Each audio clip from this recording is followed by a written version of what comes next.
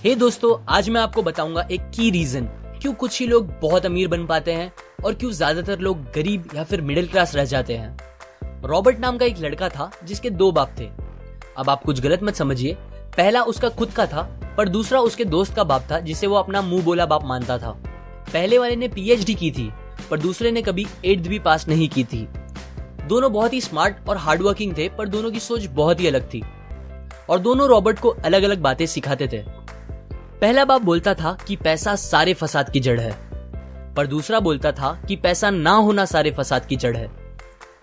पहला रॉबर्ट को हमेशा महंगी चीजों के बारे में सोचने से मना करता था और कहता था कि वो हमारी हैसियत के बाहर है। दूसरा उसे कहता था कि वो सोचे और अलग अलग रास्ते ढूंढे जिससे वो सारी महंगी चीजें खरीद सके। ये करने से उसका दिमाग तेज होगा और नए आइडियाज भी मिलेंगे।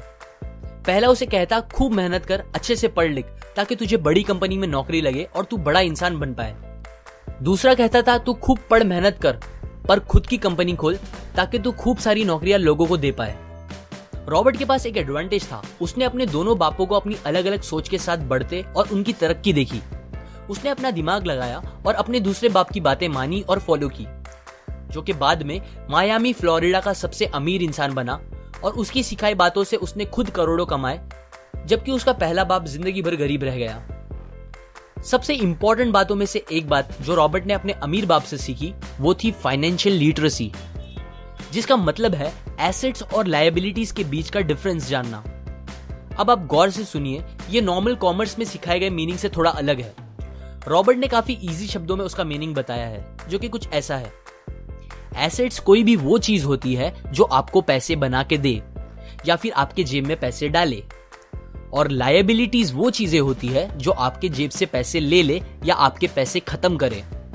अमीर लोग इसीलिए अमीर होते हैं बिकॉज वो अपने एसेट्स बनाते हैं, जबकि मिडिल क्लास लोग बस लायबिलिटीज पे खर्च करते हैं। मिसाल के तौर पर रमेश और सुरेश नाम के दो दोस्त थे। दोनों सेम पोजीशन और सेम सैलरी पे काम करते थे। जब भी उन्हें सैलरी मिलती, रमेश अपनी सैलरी से नए कपड़े, नए गैजेट्स, नया फोन, बाइक या कार ऐसी चीजें खरीदता था जो उसे अमीर जैसा फील कराती थी। पर वो ये नहीं समझता था कि ये सारी चीजें लायबिलिटीज है जो उसके पैसे उससे ले रही है, ना कि बस जब वो उन्हें खरीदता है तब, बल्कि आगे भी मेंटेनेंस वगैरह के लिए, जिसकी वैल्यू वक्त के साथ कम हो जाएगी और ना ही वो उससे आगे कुछ पैसों का प्रॉफिट देगी। बट सुरेश ऐसा नहीं था। वो ये सारी चीजें नहीं खरीदता था जब तक कि उसके लिए बहुत जरूरी ना हो वो चीज खरीदना। वो पैसे जमा करता था और एसेट्स पे खर्च करता था, जैसे कि स्टॉक्स, बॉन्ड्स, रियल एस्टेट, अपनी खुद की स्किल्स बढ़ाने के लिए या कुछ सीखने के लिए जो उसे आगे और पैसे बना के दे। 2 साल बाद सुरेश करोड़पति बन गया, जबकि रमेश वैसे का वैसा अपनी कम सैलरी को कोसता रह गया और कहता था कम सैलरी उसके मिडिल क्लास होने का रीजन है। एक गरीब इंसान का कैश फ्लो कुछ इस तरह होता है, उसे पैसे मिलते हैं और फिर वो पैसे उसकी जरूरी खर्चों में खत्म हो जाते हैं। एक मिडिल क्लास का कैश फ्लो थोड़ा सा अलग होता है, उसे पैसे मिलते हैं, वो पैसे जरूरी खर्चों और लायबिलिटीज में खत्म कर देता है।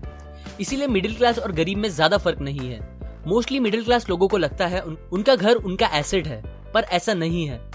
आपका घर आपको पैसे बना के नहीं देता अनलेस आप उसको भाड़े पे दो, जबकि अमीर लोगों का कैश फ्लो ऐसा होता है। उन्हें पैसे मिलते हैं, वो उस पैसों से अपने एसेट्स बनाते हैं पहले और फिर उससे बने पैसों से खर्चा करते हैं। इसीलिए वो अमीर होते जाते हैं क्योंकि उनके इनकम के सोर्स बढ़ते जाते हैं। अगर आपको अमीर बनना है तो ये बात याद रखिए अच्छे से। इस बात से फर्क नहीं पड़ता कि आप कितना कमा रहे हैं, बल्कि आप उन पैसों को कैसे और कहां खर्च कर रहे हैं, ये इंपॉर्टेंट है। आपको कंज्यूमर की सोच से बाहर आकर इन्वेस्टर की सोच अपनानी पड़ेगी।